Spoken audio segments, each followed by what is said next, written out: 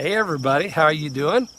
Today we are looking at a very interesting story which I've entitled A Divine Collision.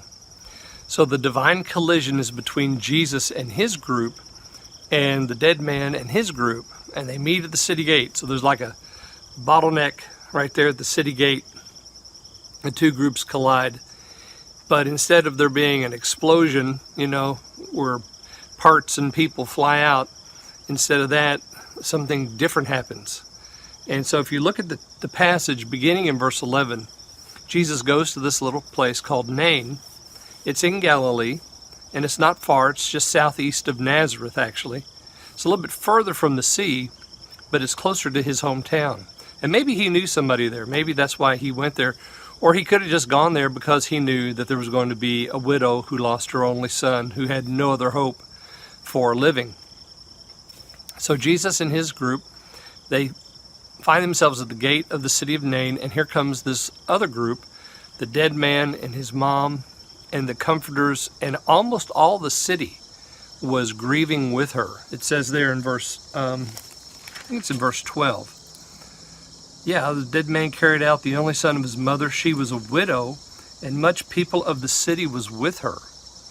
So this is beautiful, really. I mean, the compassion of the entire city on this lady who's lost her son.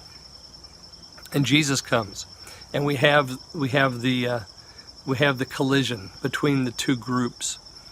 And Jesus sees her and has compassion on her because she's lost her son. And he speaks comforting words, "Weep not." Now, it's one thing to say that, it's another thing to back it up.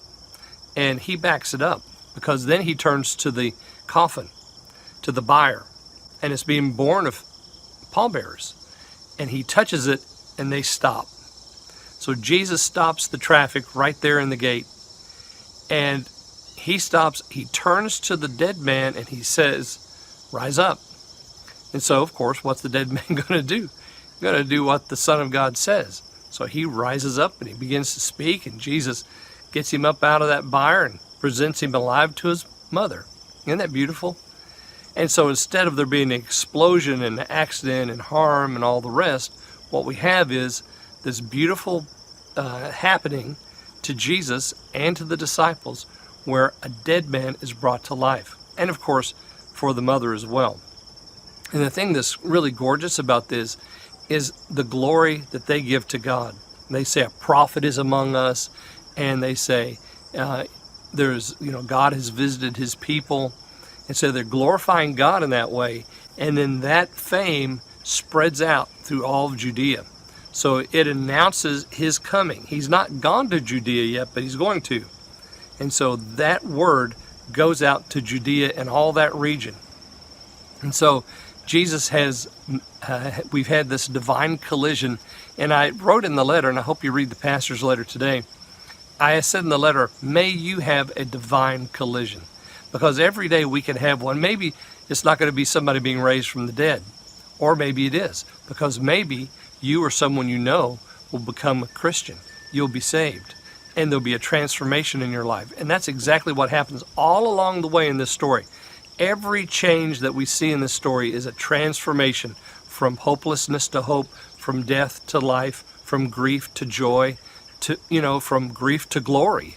So it's just beautiful what the Lord does. And he does that, of course, in all of our lives. Well, I hope that this finds you well and you have a blessed day. I'll see you on Sunday. God bless you guys. Bye.